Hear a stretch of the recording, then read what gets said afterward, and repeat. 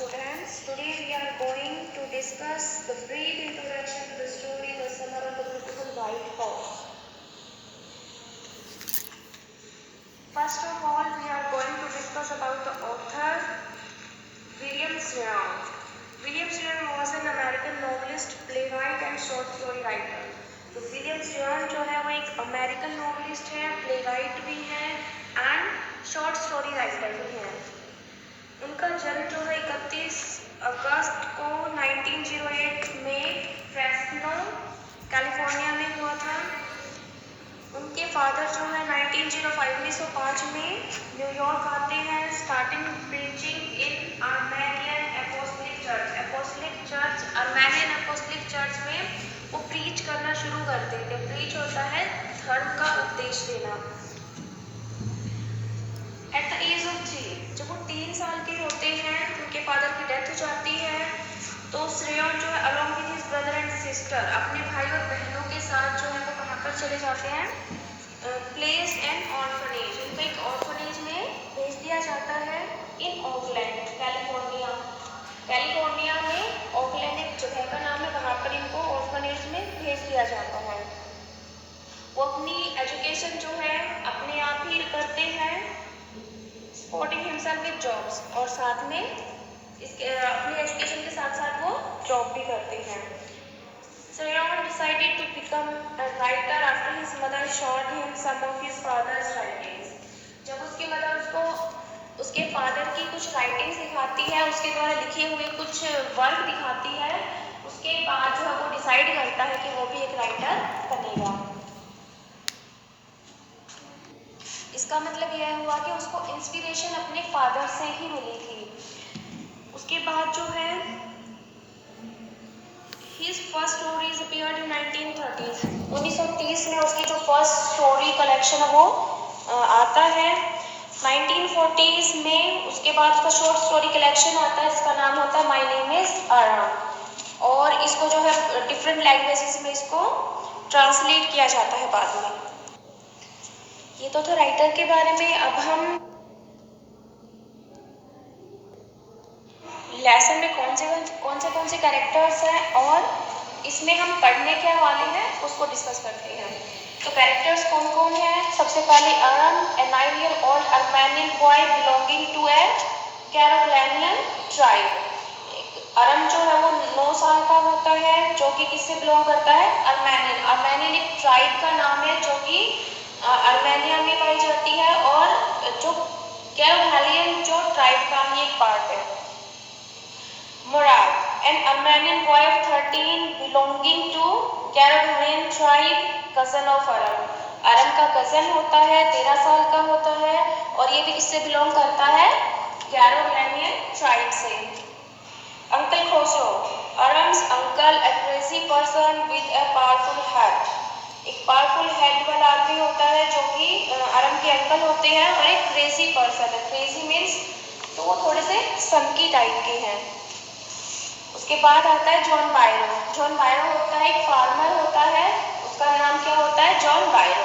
अब स्टोरी में हम क्या पढ़ने वाले हैं उसका एक इंट्रोडक्शन थोड़ा सा देख लेते हैं। This story is about 2 poor Armenian boys, Aram and Mourad. किसके बारे में है? 2 अर्मेनियन बॉयज है जिनका क्या नाम है? Aram and Mourad. They belong to a tribe known for its honesty of centuries. वो जो किससे बिलोंग करते हैं? एक अर्मेनियन ट्राइब से बिलोंग करते हैं। उस ट्राइब का नाम क्या होता है? कैरोलिनियन ट्राइब, जो कि सेंचुरी से, सदियों से अपनी ऑनेस्टी के लिए, अपनी ईमानदारी के लिए वो जानी जाती है। Both have intense longing for horse riding. दोनों की जो बहुत ज़्यादा प्रबल इच्छा होती है हॉर्स राइडिंग की। But they can't afford to buy a horse, लेकिन वो जो अफोर्ड नहीं कर सकते हैं वो घोड़ा खुद से नहीं खरीद सकते हैं। So going against the family reputation, Mourad steals a horse. तो अपनी जो फैमिली की जो रेपुटेशन है उसके अगेंस्ट जाकर, क्योंकि उसकी फैमिली की रेपुटेशन क्या होती है? वो ऑनेस्टी के लिए फेमस होती है। तो जो मुराद होता है वो क्या करता है? वो घोड़ा, एक सफ़ेद घोड़ा वो चोरी कर लेता है ऑफ अ फार्मर जॉन बायरो। किसका घोड़ा चोरी करता है? एक फार्मर होता है जिसका क्या नाम है? John बायरो। Aram is shocked because it is a stolen horse. अरम जो है इस पे शॉक्ड होता है, बहुत हैरान होता है क्योंकि ये चुराया हुआ घोड़ा होता है। But he discounts the charge of stealing and goes for ride. लेकिन वो जो ये डिस्काउंट करता है चार्ज ऑफ स्टीलिंग, इसको मतलब छूट दे देता है क्योंकि उसकी भी बहुत ज़्यादा इच्छा होती है हॉर्स राइडिंग की।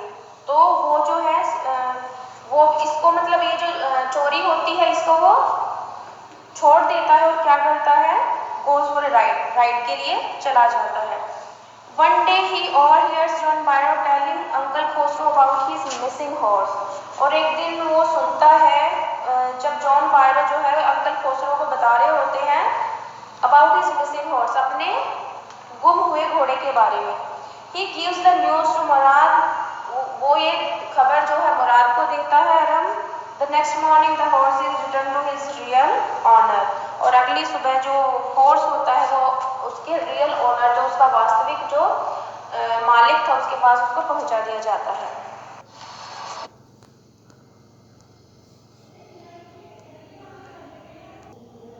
ये पूरी लेसन का एक ओवरव्यू था। अब हम डिटेल में इसकी समरी करेंगे और साथ में जो इम्पोर्टेंट क्वेश्चंस है उनको भी डिस्कस करेंगे।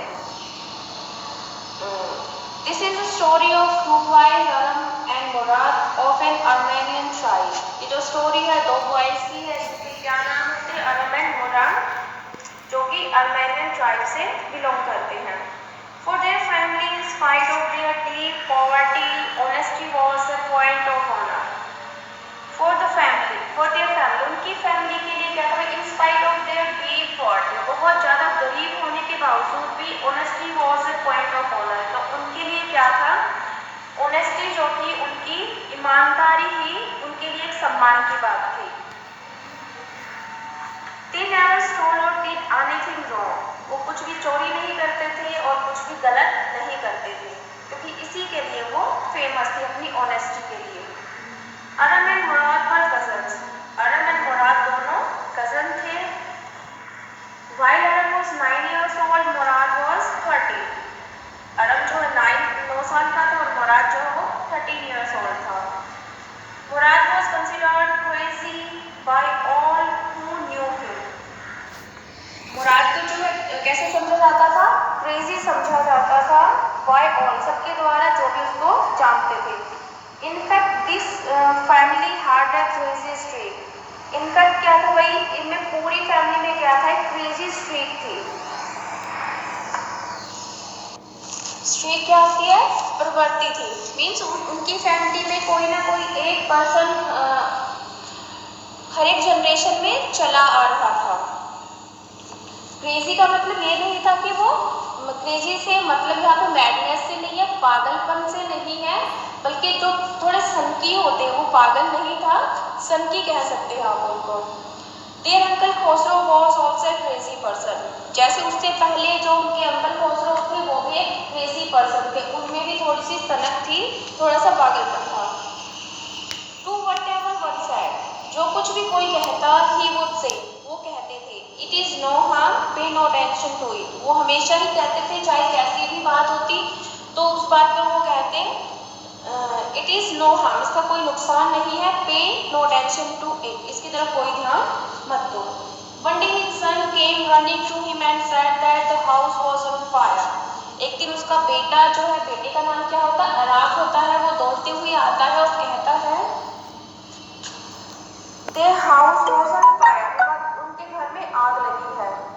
To him also खोसरो said, उसको भी खोसरो क्या कहता है, it is no harm, pay no attention to it, इससे कोई हानि नहीं, इसकी तरफ कोई ध्यान मत दो। तो यहाँ तक हमारे 3-4 क्वेश्चन बन चुके हैं, उनको भी डिस्कस कर लेते हैं एक बार। तो फर्स्ट क्वेश्चन यहाँ से बनेगा, who were अरम एंड मुराद। अरम और मुराद कौन है, तो आप बता सकते हो, they were cousins। अरम was 9 years old, Murad was 13 years old। Both of them were fond of horse riding। They belonged to the Caribbean tribe of Armenians। Next question बनेगा,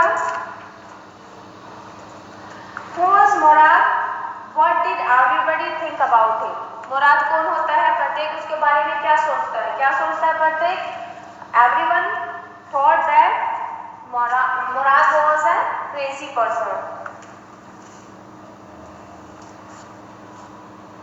What did the narrator see? The next question is, how does the narrator describe the tribe to which he belongs?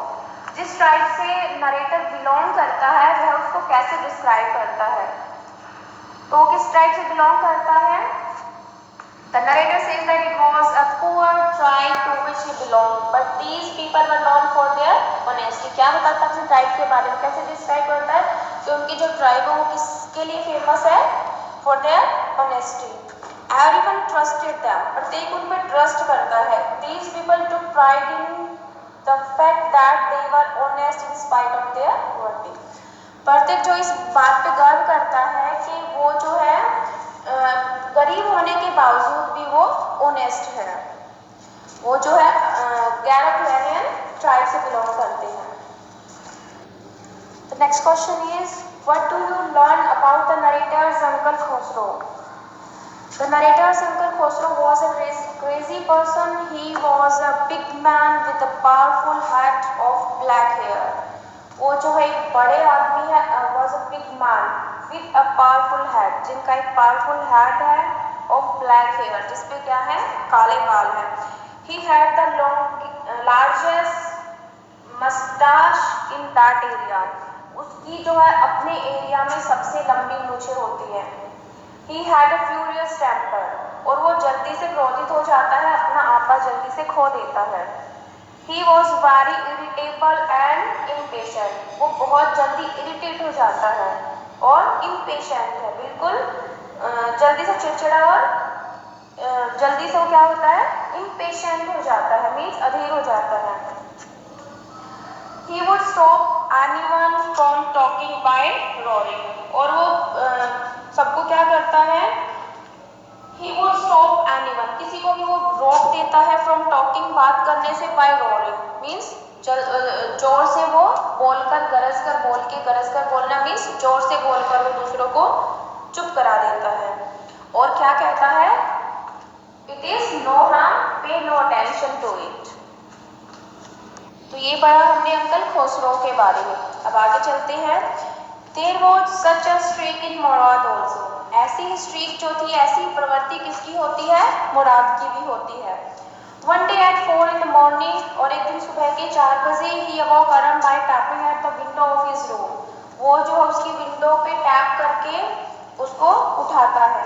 When Aram looked out of the window, he saw Murad riding a beautiful white horse. और जब वो window खोलकर बाहर देखता है तो क्या पाता है कि मुराद जो है एक ब्यूटीफुल व्हाइट हॉर्स पे राइड कर रहा था. Aram at once understood that Murad had stolen the horse since they were too poor to buy such a fine horse of their own. Aram जो है at once, तभी वो समझ जाता है कि मुराद ने जो है वो घोड़ा चुराया हुआ था. इसलिए कैसे पता लग जाता है उसको? Since they were too poor to buy such a fine horse of their own, क्योंकि वो इतना सुंदर हॉर्स अपने आप से नहीं खरीद सकते थे. इस वजह से क्योंकि वो बहुत गरीब थे. It was something shocking for their tribe. तो it was something shocking for their tribe.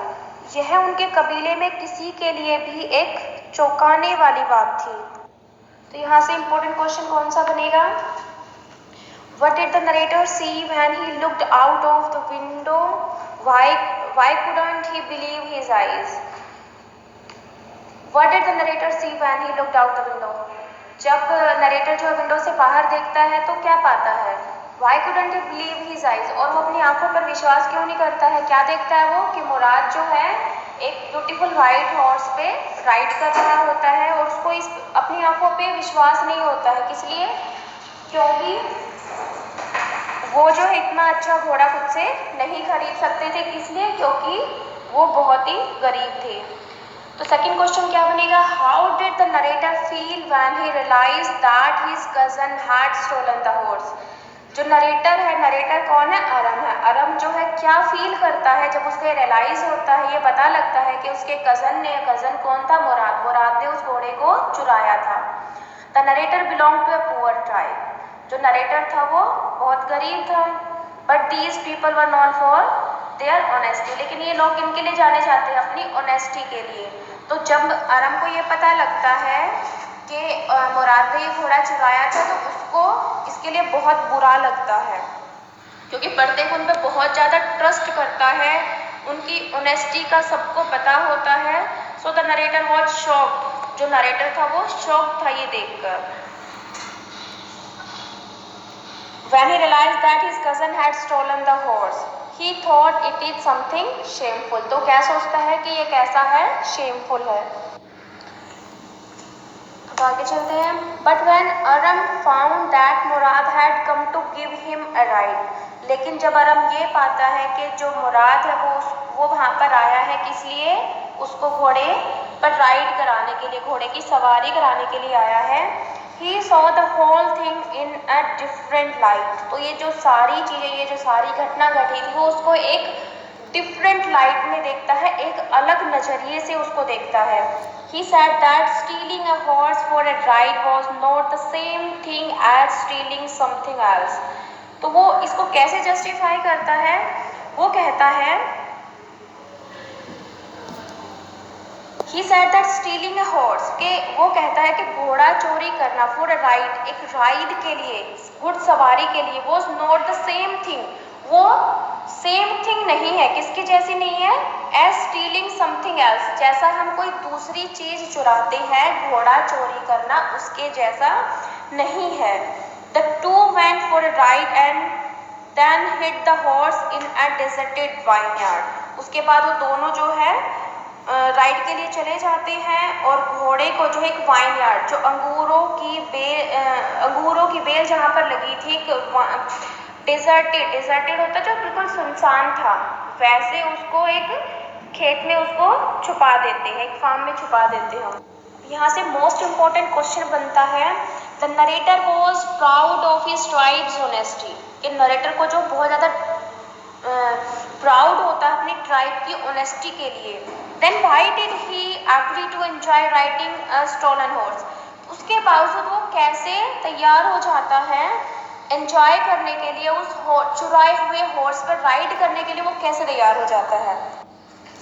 The narrator was shocked when he found that his cousin had stolen a horse.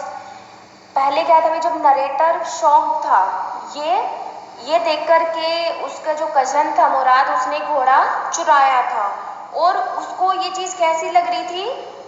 Shameful लग रही थी। उसने जैसे पहले फील किया, सबसे पहले उसने ऐसा फील किया था, लेकिन जब क्योंकि उसमें वो भी बहुत ज़्यादा फॉन्ड ऑफ था किसका? हॉर्स राइडिंग का, वो भी हॉर्स राइडिंग करना चाहता है। उसके बाद वो सारी चीज़ों को एक डिफरेंट लाइट में देखता है, एक अलग नज़रिए से देखता है, तब वहाँ पर उसका जो नज़रिया था वो चेंज हो जाता है, तो इसलिए वो भी इसको एंजॉय करना चाहता है। तो इससे पहले वो क्या करता है?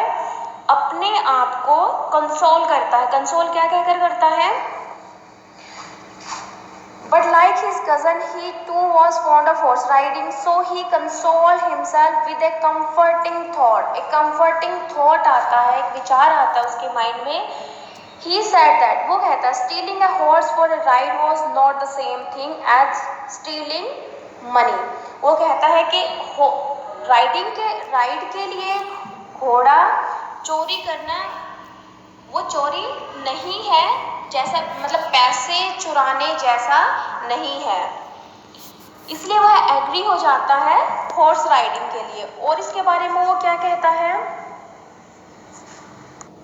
वह कहता है, it seems to him that stealing a horse for a ride was not the same thing as stealing money. तो कहता है कि राइडिंग के लिए हॉर्स चोरी करना, घोड़ा चोरी करना पैसे चोरी करने जैसा नहीं है। Perhaps it was not stealing at all, और शायद यह चोरी ही नहीं है। वो कहता है कि शायद यह घोड़ा जो उन्होंने चोरी किया है वह चोरी ही नहीं है। It was not stealing until they sold the horse. वो कहता है वो चोरी कब तक नहीं है? जब तक वह उस घोड़े को पैसे के लिए बेच नहीं देते हैं। मीन्स वो कैसे डिफेंड करता है अपने आप को और मुराद को? सबसे पहले तो उसको ये शेमलेस लगता है, शेमफुल लगता है कि उन्होंने जो था अपनी जो उनकी ट्राइब थी वो ऑनेस्टी के लिए फेमस थी, लेकिन उन्होंने क्या किया, मुराद ने एक घोड़ा चोरी किया, किसके लिए, राइड करने के लिए। अब वो अरम को ऑफर करने के लिए आता है वो घोड़ा, उसको राइडिंग के लिए वो बुलाता है। तो अरम को पहले तो क्या होता है, बड़ा शेमफुल लगता है ये, क्यों, क्योंकि उन्होंने क्या किया था, उनकी ट्राइब ऑनेस्टी के लिए फेमस थी और उन्होंने वो उस ऑनेस्टी को दांव पर लगा दिया था। लेकिन अब वो जब उसको भी बहुत ज़्यादा लगाव था, बहुत ज़्यादा क्रेज था हॉर्स राइडिंग का, तो वो सारी चीज़ों को एक अलग रोशनी में देखता, वो पाता है, वो कहता है कि ये पैसे चोरी करने जैसा नहीं था। वो कब तक चोरी नहीं मानी जाएगी, जब तक वो उस घोड़े को पैसों के लिए बेच नहीं देते, उसको बेचकर पैसे नहीं ले लेते, तब तक ये चोरी नहीं होगी। And such a thing they would never do, और ऐसी चीज़ों कभी करेंगे नहीं, वो घोड़े को कभी भी पैसे के लिए नहीं बेचेंगे। They were just crazy to ride horses, वो सिर्फ क्रेजी थे हॉर्स राइडिंग के लिए। तो इस तरीके से अरम अपने आप को डिफेंड करता है। अब आगे देखते हैं, अब वो क्या करते हैं, जब तक हॉर्स राइड करते हैं, सुबह अर्ली मॉर्निंग वो राइडिंग के लिए जाते हैं, और जैसे ही दिन निकलने वाला होता है वो उसको डेजर्टेड वाइन यार्ड में, जो अंगूरों की बेल वाले फार्म था, वहाँ पे उसको छुपा देते हैं। Mourad had already been doing it for a month, Mourad already इस चीज़ को कब से करता हुआ आ रहा था, 1 महीने से, उसको 1 महीना हो चुका था राइड करते हुए। The horse belong to a farmer name John Byro, और ये जो हॉर्स था वो किसका था, एक फार्मर था जिसका क्या नाम था, जॉन बायरो था। The 2 boys would have a ride every morning and then hide the horse at the same place, प्रत्येक सुबह वो राइडिंग करते और हॉर्स को उसी स्थान पर छुपा देते। It kept on for quite some days, और ऐसा कुछ दिनों तक चलता रहा। मुराद wanted to return the horse to the owner, but Aram had not yet learned riding properly. मुराद जो इस घोड़े को वापस उसके ओनर को दे देना चाहता था, लेकिन अरम को अभी अच्छे से प्रॉपरली उसको राइडिंग नहीं आई थी, तो वो ऐसा नहीं चाहता था। सो ही wanted to keep the horse till he had learned it, और वो कहता है कि वो घोड़े को तब तक रखे जब तक कि उसको हॉर्स राइडिंग अच्छे से नहीं आ जाती। One morning John बायरो the owner of the horse saw the 2 boys with the horse, और एक दिन जो उस घोड़े का जो रियल ओनर होता है जॉन बायरो, वो उन दोनों लड़कों को हॉर्स के साथ देख लेता है। He looked into the mouth of the horse and said, वो उस घोड़े के मुंह में देखता है और कहता है टूथ फॉर टूथ, और कहता है टूथ फॉर टूथ, बिल्कुल दांत के जैसा दांत, मीन्स उसका घोड़ा भी सेम वैसा ही दिखता था। तो वो कहता है कि यह घोड़ा बिल्कुल मेरे घोड़े के जैसा है। आई वुड स्वीयर इट, मैं इसकी कसम खा सकता हूँ, इट इज़ माई हॉर्स, कि यह घोड़ा मेरा है। If I didn't know your parents, अगर मैं तुम्हारे पेरेंट्स को नहीं जानता होता तो मैं कसम खा के कह सकता हूँ कि यह घोड़ा मेरा है। The fame of your family for honesty is well known to me, वो कहता है कि आपकी जो फैमिली है उसकी ऑनेस्टी की जो फेम है, जो प्रसिद्धि है, उसको मैं अच्छे से जानता हूँ। Yet the horse is the twin of my horse, यद्यपि ये घोड़ा जो है मेरे घोड़े का जुड़वा हो सकता है। A suspicious man would believe his eyes instead of his heart, वो कहता है कि जो शक्की आदमी जो होता है वो बिलीव करता है अपनी आईज पर, अपनी आँखों पर विश्वास करेगा बजाय अपने हार्ट पर, अपने दिल की बात के बजाय वो अपनी आँखों पर विश्वास करना चाहेगा। Good day my young friends, उनको गुड डे विश करता और वहाँ से चला जाता है। मीन्स जॉन बायरो उनकी ऑनेस्टी, उनकी ट्राइब की ऑनेस्टी को जानता है, इसीलिए वो जो है ये नहीं कहता है कि घोड़ा उनका है, वो कहता है ये शायद ये मेरे घोड़े का जुड़वा हो सकता है। Early next morning the boys took the horse to Byro's vineyard and left it there in the barn, और अगली सुबह क्या करते हैं, the boys took the horse to John Byro's vineyard, उसको जो अंगूरों का खेत होता है जॉन बायरो का, बाण में वहाँ पर उस घोड़े को छोड़ आते हैं। John Byro met Khosrove in the afternoon and said that, John Byro जो है आफ्टरनून में दोपहर को खोसरो से मिलते हैं और कहते हैं that his stolen horse had been return, कि उसका जो खोया हुआ घोड़ा था वो वापस आ गया है।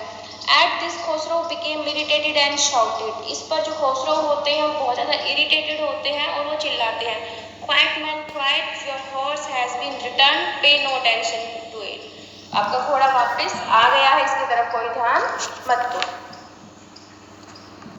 तो यहाँ से और जो इम्पोर्टेंट क्वेश्चन बनते हैं वो क्या है, what did the narrator's uncle say when his son told him that their house was on fire, जब अंकल खोसरो के बेटे उसको कहते हैं कि उनके घर में आग लगी है तो अंकल खोसरो का क्या रिएक्शन होता है।